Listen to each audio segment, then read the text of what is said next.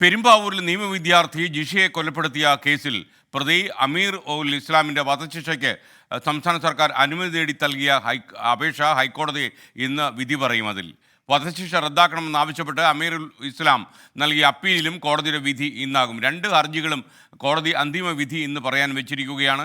കൂടുതൽ വിശദാംശങ്ങളുമായി ശ്രീകാന്ത് കൊച്ചിയിൽ നിന്ന് ചേരുന്നു. ഗുഡ് മോർണിംഗ് ശ്രീകാന്ത്, വിവരങ്ങൾ.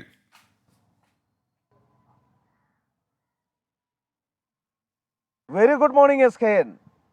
ഈ പെരുമ്പാവൂർ ജിഷ വധക്കേസുമായി ബന്ധപ്പെട്ട് ഇന്നൊരു പ്രധാനപ്പെട്ട ദിവസമാണ്. കാരണം 2017 ഡിസംബറിൽ ഈ പ്രതിക്ക് അമീറുൽ ഇസ്ലാമിന് വധശിക്ഷ വിധിച്ചതാണ്.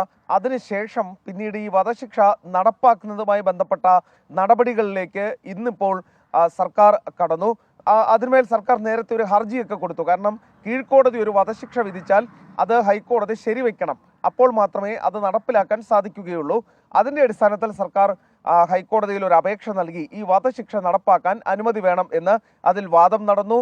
അതിനുശേഷം ഇന്നത് വിധി പറയാൻ പോവുകയാണ്. ഉച്ചയ്ക്ക് 1:45 ജസ്റ്റിസ് PB സുരേഷ് കുമാറിന്റെയും അതോടൊപ്പം ജസ്റ്റിസ് S മനുവിന്റെയും നേതൃത്വത്തിലുള്ള ബെഞ്ച്, അധ്യക്ഷതയുള്ള ബെഞ്ചാണ് ഇന്നിപ്പോൾ അതിൽ വിധി പറയുന്നത്. അതോടൊപ്പം ഒരു കാര്യത്തിൽ കൂടി ഇന്ന് അവർ വാദം കേട്ടിരുന്നു, കോടതി വാദം കേട്ടിരുന്നു. അതായത് തന്നെ കുറ്റവിമുക്തനാക്കണം എന്ന് പ്രതിയുടെ ഒരു ആവശ്യം കൂടി ഉണ്ടായിരുന്നു. അതിലും വാദം പൂർത്തിയായിട്ടുണ്ട്, വാദം കേട്ടിട്ടുണ്ട് കോടതി. അതിലും ഇന്ന് വിധി ഉണ്ടാകും എന്നുള്ളതാണ് ഏറ്റവും പ്രധാനപ്പെട്ട കാര്യം. വലിയ വിവാദത്തിന് കാരണമായ കൂളിളക്കമുണ്ടാക്കിയ കേസാണ് ഈ പെരുമ്പാവൂർ ജിഷ കേസ്. അതിൽ പ്രതിയുടെ വധശിക്ഷ ഹൈക്കോടതി ശരിവെക്കുമോ അതോ കുറ്റവിമുക്തനാക്കുമോ എന്നുള്ളത് ഇന്നറിയാം. 1:45 വിധി. Thank you Srikanth. അതിനിടയിൽ ചില വിവാദങ്ങളൊക്കെ പൊട്ടി വന്നായിരുന്നു.